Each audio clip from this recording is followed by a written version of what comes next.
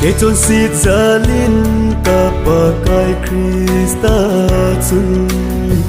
cross nga chun a thi e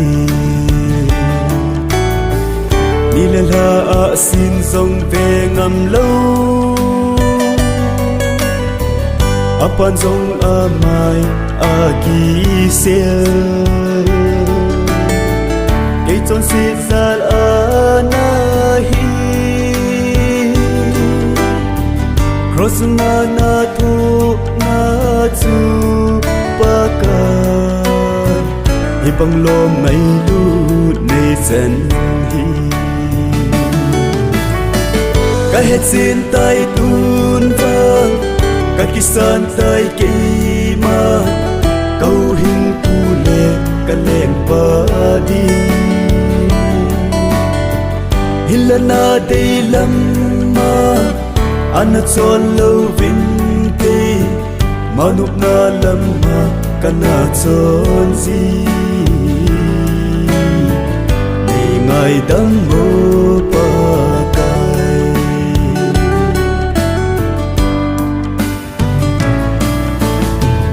oi man jong thu ngam pun ti na thu bang hi na khot le keng ki khat te chu na ulti san vang in alo nge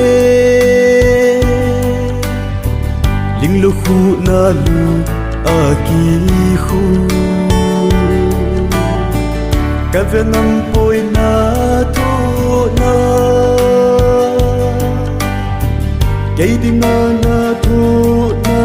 chu pa ka hi bong lo ngai lu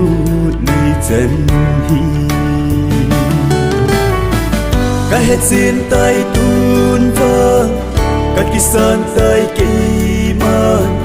câu hình pu le ka leng pa din hilana dei lam ma ana chon lo vin te manup na lam ma kana chon si nei ngai dam mo pa kai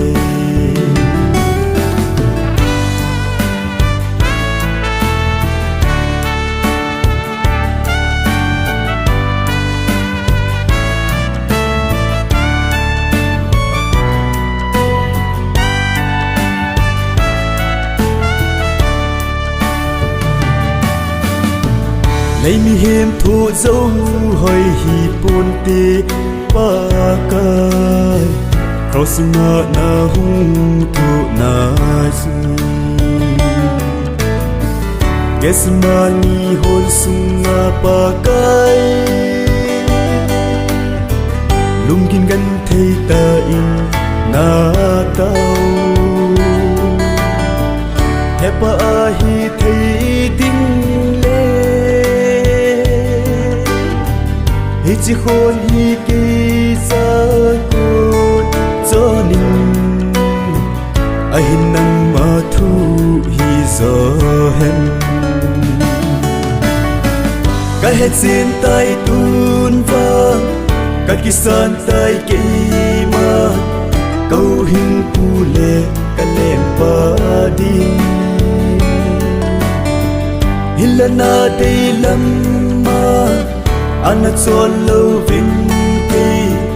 manup na lam ma kana chon si nei ngai dam mo